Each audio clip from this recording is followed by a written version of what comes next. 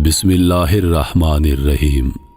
پاک پروردگار کے بابرکت نام سے شروع کرتا ہوں جو دلوں کے راز خوب جانتا ہے۔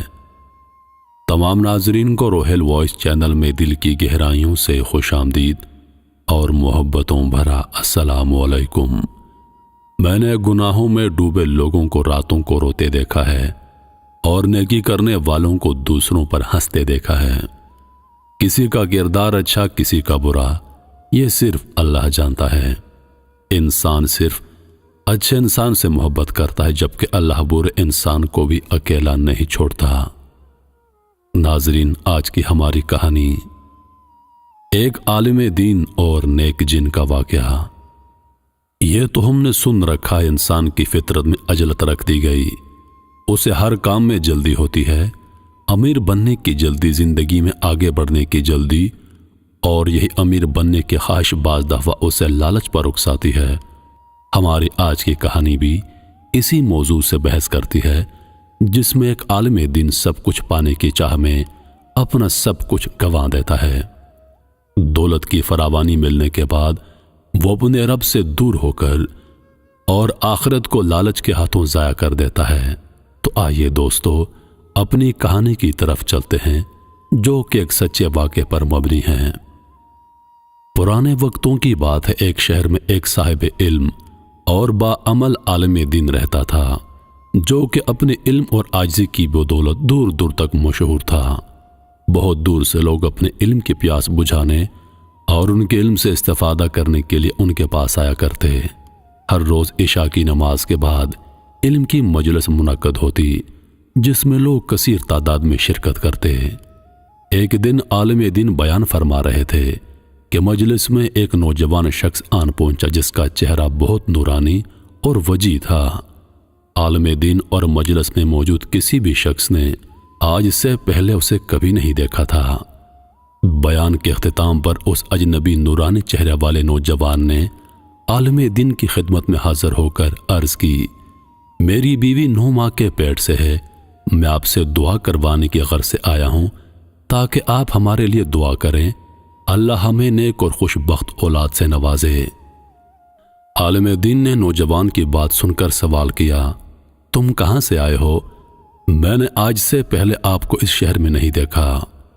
نوجوان شخص نے مسکرا کر جواب دیا، جناب میں اس شہر میں نیا ہوں، اس لیے آج سے پہلے آپ نے مجھے نہیں دیکھا۔ نوجوان کی بات ختم ہونے کے ساتھ ہی عالم دین نے اس کے لیے نیک اور صالح اولاد کی دعا کی، جس کے بعد وہ نوجوان وہاں سے چلتا بنا اور عالم دین بھی اس کے جانے کے بعد اٹھ کر اپنے گھر کے اندرونی حصے کی جانب بڑھ گیا، جہاں اس کی بیوی کھانے کے دسترخوان پر بچوں سمیت اس کے انتظار میں بیٹھی تھی۔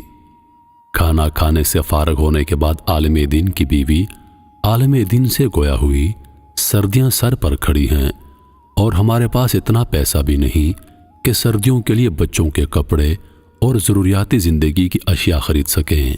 دن بدن گندم کے نرخ بڑھ رہے ہیں اور سردیوں میں تو گندم ملنا ناممکن ہو جاتی ہے، کیوں نہ آپ کسی سے ادھار لے لیں تاکہ سردیوں کے لیے گندم خرید کر رکھی جا سکے۔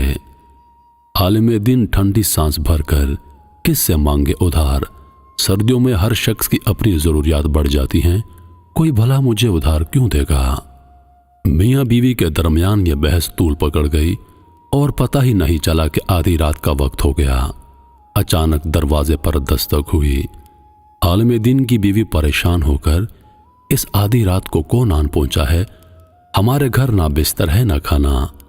عالم دین نے بیوی کو سمجھا بجھا کر دروازہ کھولا تو دروازے پر اسی نورانی والے شخص کو موجود پایا جس سے آج شب عالم دین مجلس میں ملے تھے۔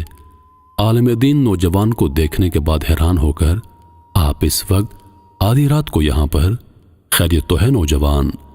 جوان ادب سے عرض کرتے ہوئے، میری بیوی کے ہاں بچے کی ولادت کا وقت آن پہنچا ہے اور اس کی ضد ہے کہ بچے کے کان میں اذان آپ دیں، سو ہم آپ کو لینے آئے ہیں۔ عالم دین نوجوان کی بات سن کر اس کے ساتھ ہو لیا۔ نوجوان عالم دین کو شہر کی ایک گلی میں لے کر پہنچا جس گلی میں اس کا گھر واقع تھا۔ عالم دین نے جب گلی کو دیکھا تو حیرانگی سے بڑبڑایا، آج سے پہلے میں نے اس شہر میں یہ گلی نہیں دیکھی۔ غرض نوجوان عالم دین کے ساتھ گھر میں داخل ہو گیا، جہاں درجنوں بھر نامولود بچے اذان دینے کی غرض سے عالم دین کے پاس لائے گئے۔ عالم دین نے درجنوں بھر نامولود بچوں کو دیکھ کر حیرانگی سے سوال کیا، کیا یہ سب آپ کے بچے ہیں؟ نوجوان نے مسکرا کر جواب دیا، جی جناب، یہ سب میرے بچے ہیں اور آج ہی پیدا ہوئے ہیں۔ عالم دین جواب سننے کے بعد ورطہ حیرت میں ڈوب کر، یہ کیسے ممکن ہے؟ ایک عورت کے ہاں اتنے سارے بچوں کی پیدائش؟ نوجوان مسکرا کر، آپ کی حیرت بجا ہے عالم دین صاحب، ایک انسان کے ہاں ایک ساتھ اتنے بچے پیدا نہیں ہوتے، مگر ہم جنوں کے ہاں ایک ساتھ درجنوں بچے پیدا ہوتے ہیں۔ عالم دین نے یہ سن کر جیسے ہی نامولود بچوں کے کان میں اذان دی تو بچے فوراً اٹھ کر گھر میں بھاگنے دوڑنے لگے۔ اس کے خان دسترخوان پر طرح طرح کے لذیذ کھانوں کے ساتھ عالم دین کی تواضع کی گئی۔ جاتے ہوئے نوجوان نے چاندی سے بنا صندوق عالم دین کے حوالے کیا اور ان کو بتایا، ہر صبح جب آپ اس صندوق کو کھولیں گے تو یہ درہم اور دینار سے بھرا ہوا آپ کو ملے گا، مگر یاد رہے آپ سب درہم و دینار نکال سکتے ہیں، مگر جو آخر میں درہم یا دینار رہ جائے وہ کبھی مت اٹھائیے گا۔ عالم دین وہ صندوق لیے گھر پہنچا اور تمام بات بیوی کو بتا دی۔ پھر ہر صبح جب وہ لوگ صندوق کھولتے وہ درہم و دینار سے بھرا ہوا ملتا، وہ سب درہم و دینار نکال لیتے اور آخر والا چھوڑ کر صندوق بند کر کے رکھ دیتے۔ یہ معاملہ سالوں تک چلتا رہا اور عالم دین کا شمار شہر کے رئیسوں میں ہونے لگا۔ اب عالم دین کے پاس محل نما گھر، گھوڑے، اونٹ، نوکر چاکر، غرض سب کچھ موجود تھا۔ دولت کی فراوانی ہو گئی تو عالم دین اسلام اور اللہ سے بھی دور ہو گیا۔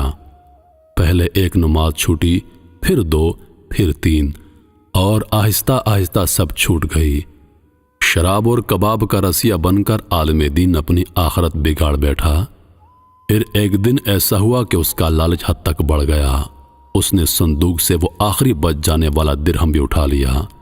آخری درہم اٹھانے کے ساتھ ہی صندوق غائب ہو گیا اور رفتہ رفتہ حالات خراب ہونے لگے۔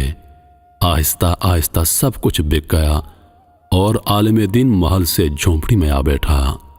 اب اسے اپنی غلطی کا احساس ہوا اور وہ اللہ سے معافی مانگنے لگا، مگر وقت گزر چکا تھا اور در بدر شہر کی گلیوں میں بھٹکنے لگا۔ اور لالچ کے ہاتھوں انسان وہ سب بھی گنوا دیتا ہے جو پہلے اس کے پاس موجود ہوتا ہے۔ انسان فطرتاً جلد باز ہے جبکہ ارشاد باری تعالی ہے، اور انسان برائی اس طرح مانگتا ہے جیسے اسے بھلائی مانگنی چاہیے، اور انسان بڑا جلد باز واقع ہوا ہے۔ بعض دفعہ کوئی چیز ہمارے لیے اچھی نہیں ہوتی جو کہ ہم نہیں جانتے، مگر ہمارا رب سب باتوں سے با علم ہے، اس لیے ہمیں وہ عطا نہیں کرتا جسے ہم شدت سے مانگ رہے ہوتے ہیں، کیونکہ اس کے پانے کے بعد ہو سکتا ہے ہم اللہ کے راستے سے ہٹ جائیں اور اپنی آخرت کو برباد کر بیٹھیں۔ یہ تو ہم سب جانتے ہیں، دولت کی فراوانی انسان کو اللہ سے بے نیاز کر دیتی ہے، وہ اپنے رب کو بھول کر عیش و عشرت میں پڑ کر اپنی زندگی اور آخرت برباد کر دیتا ہے۔ اسے تنگ دستی ہو تو رب کو پکارتا ہے، جبکہ دولت کی فراوانی میں اس کے رحمتوں کو بھول کر دنیا کی عیاشی میں مست ہو جاتا ہے۔ محترم عزیز دوستو، ہمارا یہ کہانی سنانے کا مقصد یہی تھا کہ جب اللہ کی رحمت آپ پر برسنے لگے تو تب بھی اس کے شکر گزار بندوں میں شامل رہو، تاکہ یہ رحمتیں آپ پر ہمیشہ بنی رہیں، اور اللہ کی راہ سے بھٹک کر اللہ کے غضب کو دعوت مت دو۔ جو رب کے بتائے ہوئے راستے پر چلتا ہے وہ دنیا اور آخرت دونوں جہانوں میں کامیابیاں سمیٹتا ہے، اور جو رب کے راستے سے بھٹک جاتا ہے وہ دنیا اور آخرت دونوں جہانوں میں ذلیل اور خوار ہو جاتا ہے۔ اللہ پاک ہم سب کو اپنے راستے پر چلنے کی توفیق عطا فرمائے، آمین یا رب العالمین۔